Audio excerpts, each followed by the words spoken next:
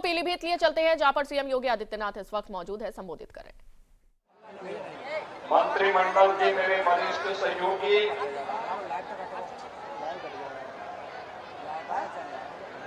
लोक निर्माण विभाग के मंत्री और पीलीभीत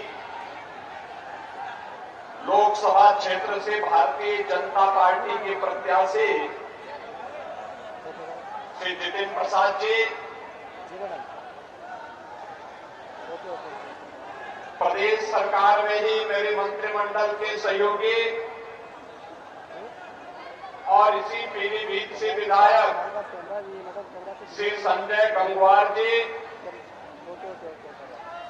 भारतीय जनता पार्टी के जिला के अध्यक्ष श्री संजीव प्रताप सिंह जी, भारतीय जनता पार्टी के प्रदेश के उपाध्यक्ष विधान परिषद सदस्य श्री संतोष सिंह जी, विधान परिषद सदस्य श्री रजनीकांत माहेश्वरी जी, उत्तर प्रदेश सरकार के पूर्व मंत्री और इस क्लस्टर के इंचार्ज श्री सुरेश राणा जी, माननीय सांसद राज्यसभा श्री मिथिलेश कुमार जी,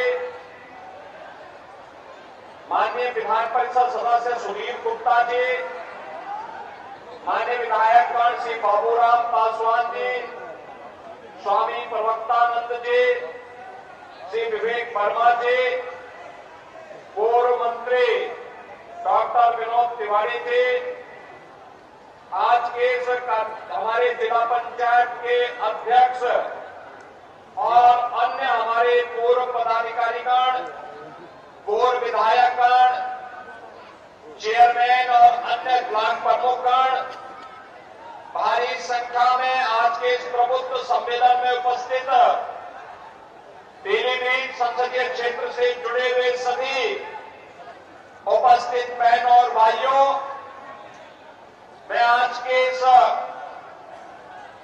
पावन धरा पर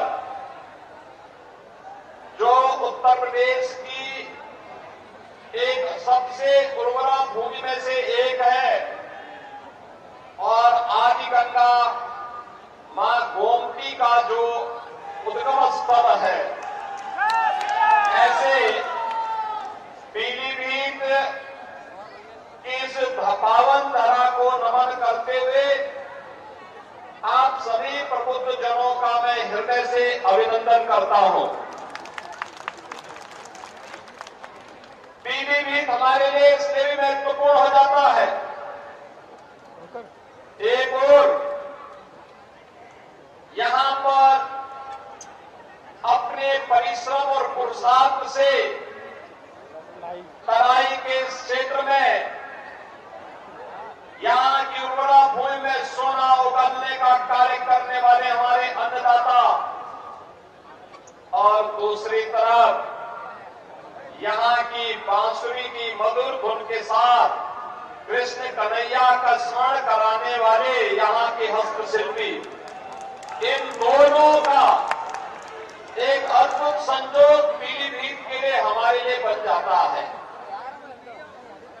एक तरफ यहां टाइगर की हुंकार होती है और दूसरी तरफ बांसुरी की मधुर तान भी यहां सुनने को मिलती है, और इसीलिए जब पीलीभीत की बात आती है तो हम बार बार कहते हैं कि वहां के अन्नदाता किसानों के लिए भी, वहां के युवाओं के लिए भी और वहां के समग्र समाज के विकास के लिए जितना कुछ भी हो पाएगा वह सरकार करेगी, इसमें कोई कोताही नहीं होनी चाहिए। बहनों और भाइयों, हमने बदलते हुए भारत को देखा है, हमारी पीढ़ी इसके लिए अपने आप को सौभाग्यशाली मानती है, क्योंकि आपने 2014 के पहले के भारत को भी देखा है और 2014 के बाद के भारत को भी। 2014 के पहले का वह भारत जहां अविश्वास था, जहां पे अराजकता थी, जहां पर देश के बारे में कोई सोच नहीं थी,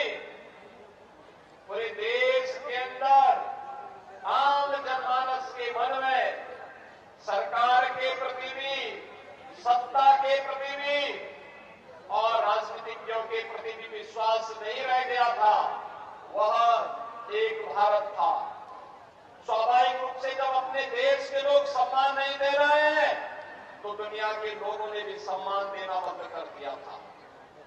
एक भारत था जहां पर अन्नदाता किसान आत्महत्या कर रहा था, युवा पलायन कर रहा था, देश के अंदर कहीं उग्रवाद था, कहीं नक्सलवाद था, आपस में जातीय वैमनस्यता की खाई इतनी चौड़ी थी कि कोई व्यक्ति अपने आप को सुरक्षित नहीं महसूस करता था।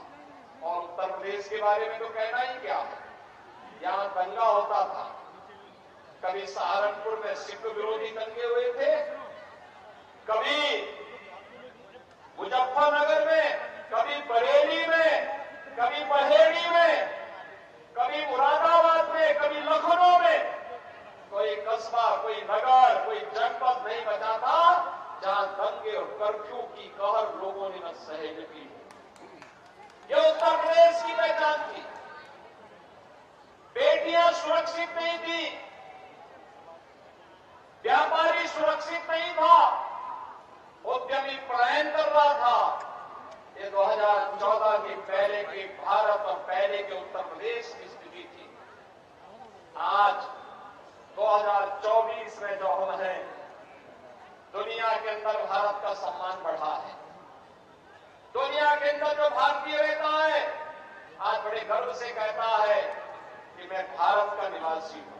लोग पूछते हैं कौन कहां से, तो लोग कहते हैं हम उस भारत के निवासी हैं जिसको दुनिया का सबसे लोकप्रिय राजनेता श्री नरेंद्र मोदी जिस देश को नेतृत्व दे रहे हैं।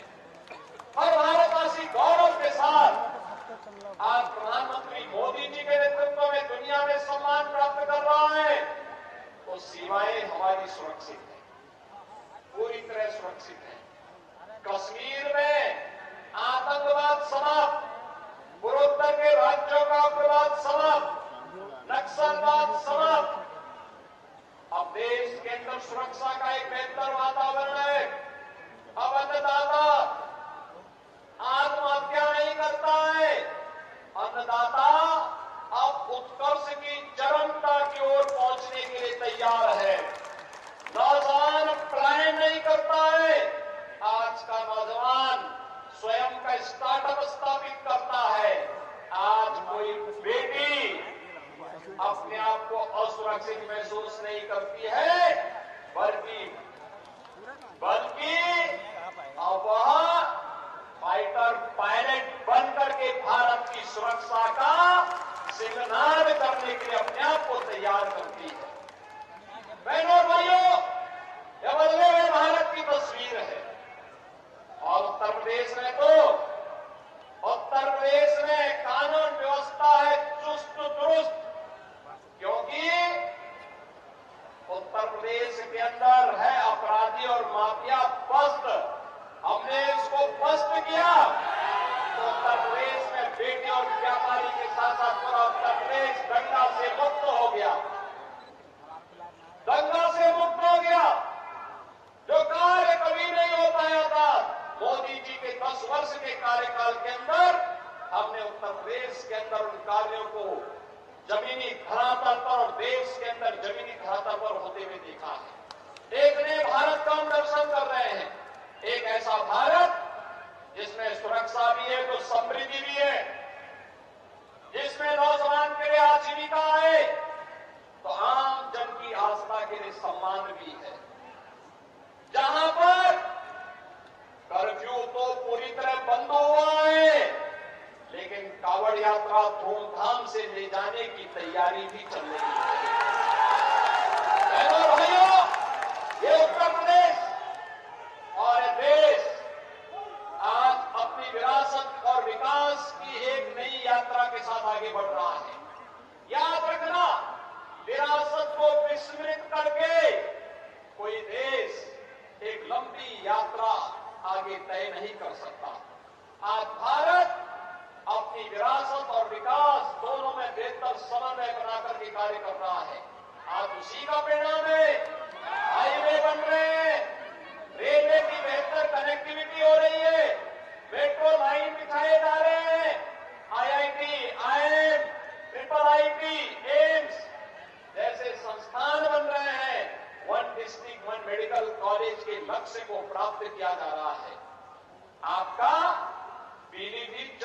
मुख्यमंत्री को one district one medical college के कारण आज मेडिकल कॉलेज प्राप्त किया है। बहनों और भाइयों, पीलीभीत में मेडिकल कॉलेज हो, ये सपना था, लेकिन आज ये सपना साकार हुआ है। मैं आपको बधाई देता हूं और इसका श्रेय हमारे मंच में बैठे हुए जनप्रतिनिधियों का जाता है, जिन्होंने लगातार प्रयास किया। आज यहां पे सड़क के लिए जो भी प्रस्ताव श्री जितेंद्र प्रसाद जी के सामने आए थे, पुल और सड़क के सारे प्रस्तावों को इन्होंने यहां पे पूरी तरह स्वीकृत करके विकास की नई धारा के साथ पीलीभीत को आगे बढ़ाने का कार्य किया। और यही नहीं, जहां यहां पर्यटकों के लिए इको टूरिज्म के बेहतरीन डेस्टिनेशन के लिए पीलीभीत को आगे बढ़ाने का कार्य सरकार कर रही है। चूंकि मैं पिछले दिनों में स्वयं ही आया था, वहीं साथ ही साथ यह भी सुनिश्चित किया गया कि वन्य जीव और मानव के संघर्ष को रोकने के लिए जिन किसानों की जमीन जंगल के बीच में पड़ रही है, वहां पर हम इलेक्ट्रिक फेंसिंग की कार्रवाई करते हुए जंगली जानवरों से किसानों को बचाने के लिए व्यवस्था भी करेंगे। और अगर जनहानि होती है तो इसे आपदा की श्रेणी में लेकर के उन अन्नदाता किसानों के लिए मुआवजे और कंपनसेशन की व्यवस्था भी करेंगे। हमारी सरकार उसको कर चुकी है, लागू कर चुकी है। बहनों और भाइयों, आज अन्नदाता किसान के लिए प्रधानमंत्री फसल बीमा योजना से लेकर के प्रधानमंत्री किसान सम्मान निधि तक ये योजनाएं उनके स्वागत के लिए सदैव तैयार रहती है। आज नौजवान के लिए स्टार्टअप और स्टैंडअप से लेकर के उसकी आजीविका और निवेश के माध्यम से लाखों नौकरी और रोजगार की संभावना उसके स्वागत के लिए तैयार बैठी हुई है। आज बेटी के जन्म लेने से लेकर के उसके शादी ब्याह तक के योग्य बनने तक उसके लिए मुख्यमंत्री कन्या सुमंगला योजना, प्रधानमंत्री मातृ वंदना योजना, बेटी बचाओ बेटी पढ़ाओ जैसी योजनाएं और तमाम ऐसी योजनाएं हैं, मुख्यमंत्री सामूहिक विवाह की योजनाएं, तमाम ऐसी योजनाएं हैं जो उनके लिए पूरी तरह उनकी सुरक्षा के लिए तैयार बैठी हुई है। हमने व्यापारी कल्याण बोर्ड के माध्यम से 10 लाख रुपए की सुरक्षा बीमा का कवर दिया है, तो एमएसएमई उद्यमी को भी हमने 5 लाख रुपए की सुरक्षा बीमा का कवर उपलब्ध करवाया है। और यही नहीं, हमने निजी क्षेत्र में भी औद्योगिक पार्क विकसित करने के लिए प्रेस योजना को आगे बढ़ाने का कार्य किया है, जिसका लाभ आपका पीलीभीत जनपद भी ले रहा है। बहनों और भाइयों, एक तरफ सरकार के द्वारा बनाया गया बोर्ड उत्तर प्रदेश को आज देश का रेवेन्यू सरप्लस स्टेट के रूप में स्थापित करता है, वहीं प्रधानमंत्री मोदी जी के नेतृत्व में भारत दुनिया की सबसे बड़ी अर्थव्यवस्था के रूप में स्थापित होते हुए आगे बढ़ रहा है। आपने देखा होगा जब 2014 में मोदी जी ने देश की बागडोर संभाली थी, तो बहनों और भाइयों, उस समय भारत दुनिया का 11वीं अर्थव्यवस्था के रूप में जाना जाता था। भारत उस समय एक पिछड़कू देश के रूप में जाना जाता था और मोदी जी के नेतृत्व में दुनिया की इस प्रतिस्पर्धा में आगे बढ़ते हुए आज भारत दुनिया का 5वीं बड़ी अर्थव्यवस्था है। और इसीलिए हम लोग आए हैं, मोदी जी को तीसरा कार्यकाल दीजिए, मात्र 3 वर्ष में ही भारत दुनिया की तीसरी बड़ी अर्थव्यवस्था के रूप में स्थापित होगा। तीसरी बड़ी अर्थव्यवस्था का मतलब हर नौजवान के हाथ को कार्य होगा, हर बेटी और व्यापारी सुरक्षा के एक माहौल में स्वावलंबन के मार्ग को अग्रसर करते हुए देश को नेतृत्व देगी। अन्नदाता किसान कई गुना आमदनी के साथ कार्य करते हुए देश के विकास में अपनी भूमिका का निर्वहन करेगा। और इन सब कार्यों की दृष्टि से आज हम सब आपके बीच में आए हैं। ये जो चुनाव चल रहे हैं, यह चुनाव बहनों और भाइयों केवल चुनाव नहीं है। ये चुनाव तो फैमिली फर्स्ट बनाम नेशन फर्स्ट के बीच में होने जा रहा है। याद करिए, सपा हो या कांग्रेस, उनकी ओर से उस पार्टी का अध्यक्ष केवल एक खानदान का ही व्यक्ति हो सकता है। और यहां पे मोदी जी के बारे में जब चर्चा करते हैं, एक सामान्य गरीब परिवार से निकल करके पूरा जीवन देश के लिए समर्पित करते हुए उनके लिए 140 करोड़ का भारत ही उनका परिवार है। ये मोदी जी के कारण आज भारत के बारे में एक दृष्टिकोण बन रहा है।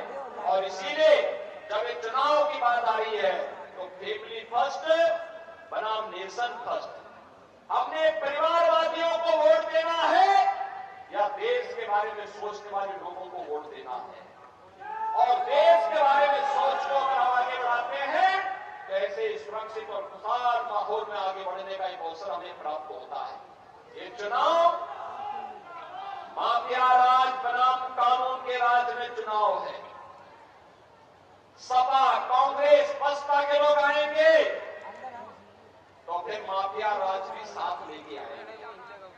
और भारतीय जनता पार्टी कानून के राज में विश्वास करती है, कानून के राज को स्थापित करने में विश्वास करती है और उसको प्रभावी ढंग से लागू करती है।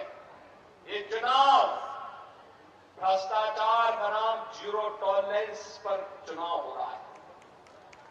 भ्रष्टाचारी गरीब का ऐसे हड़पते रहेंगे, गरीब का हिस्सा ऐसे हड़पते रहेंगे कि, और भ्रष्टाचारियों के स्थान जेल में होनी चाहिए, यह तय करने के लिए इस प्रकार की दृढ़ इच्छा शक्ति की सरकार चाहिए।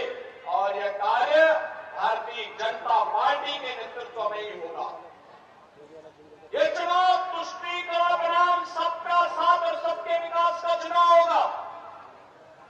तुष्टीकरण जातिवाद, मजहब के आधार पर जिस प्रकार का भेदभाव होता था, चेहरा देखकर के योजनाओं का लाभ दिया जाता था, लेकिन भारतीय जनता पार्टी ने, मोदी जी के नेतृत्व में भारतीय जनता पार्टी की सरकार ने सबका साथ और सबके विकास के माध्यम से हर व्यक्ति को अपने साथ जोड़ने का काम किया है। योजना का लाभ सबको, सुरक्षा सबको, गरीब कल्याणकारी योजनाओं का लाभ सबको, लेकिन तुष्टीकरण किसी का नहीं। और भाइयों बहनों, ये चुनाव स्वार्थ के परिवार और मोदी के परिवार के बीच भी है। मोदी का परिवार 140 करोड़ का भारत मोदी जी का परिवार है। स्वार्थ का परिवार आपने देखा होगा, चाहे वह कांग्रेस हो या सपा हो, ये सब स्वार्थ का परिवार है। ये चुनाव जातिवाद बनाम गरीब कल्याण का होगा। आप सोचो,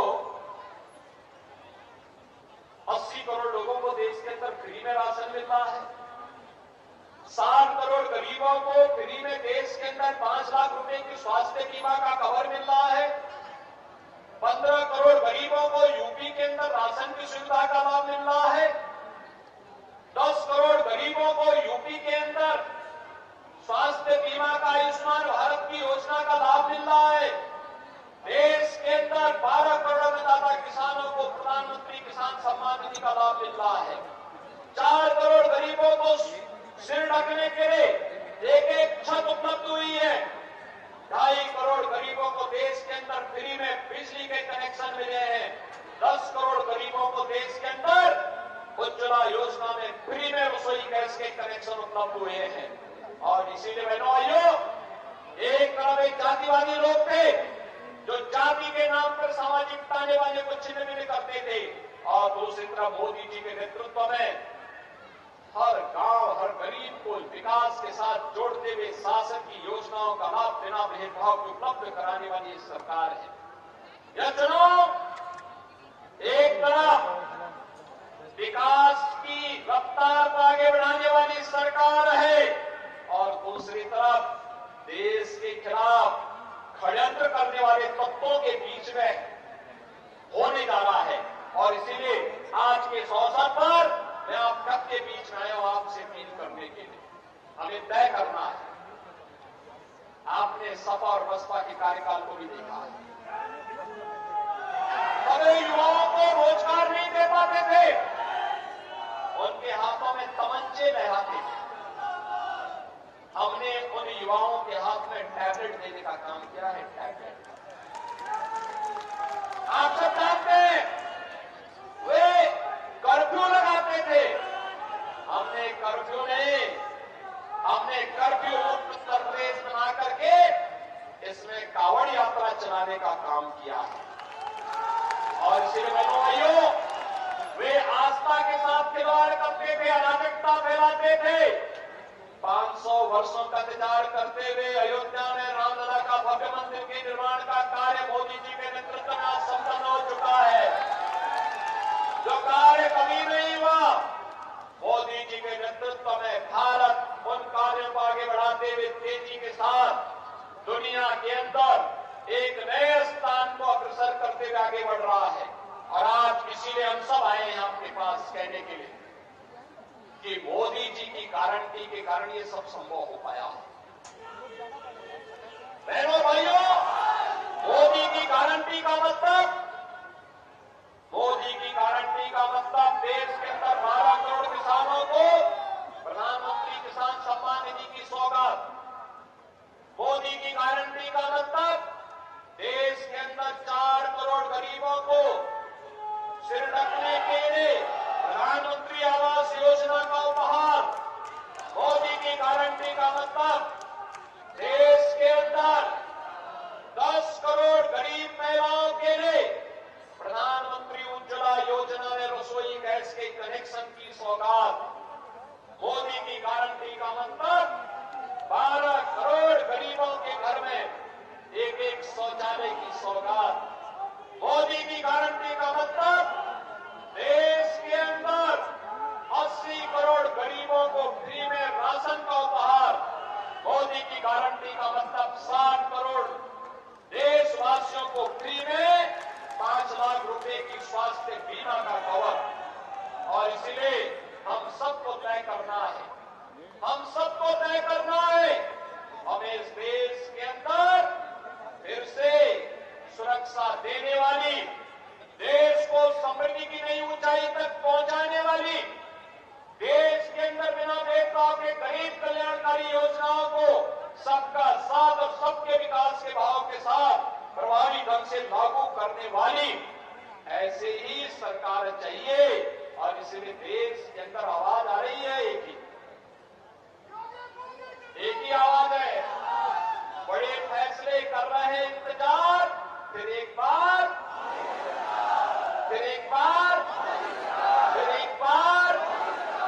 अब की बार।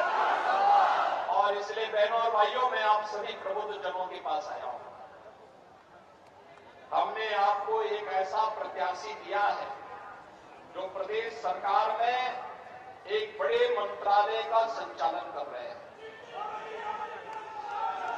जिनके पास विकास के कार्यक्रमों को आगे बढ़ाने का एक विजन है, जो सहज है, सरल है और पीलीभीत वासियों के लिए अपरिचित नहीं है। वे भी पीलीभीत के ही रहने वाले हैं,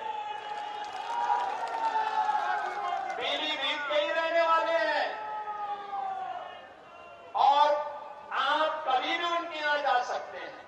कोई बंधन नहीं, कोई दुराव नहीं, किसी से बैर नहीं, व्यवहार कुशल है, सबको गले लगाने वाले हैं। और ऐसे जितिन प्रसाद जी को भारतीय जनता पार्टी ने पीलीभीत की आवाज को देश की सर्वोच्च पंचायत में पहुंचाने के लिए अपना प्रत्याशी बनाकर के आपके बीच में उतारा है।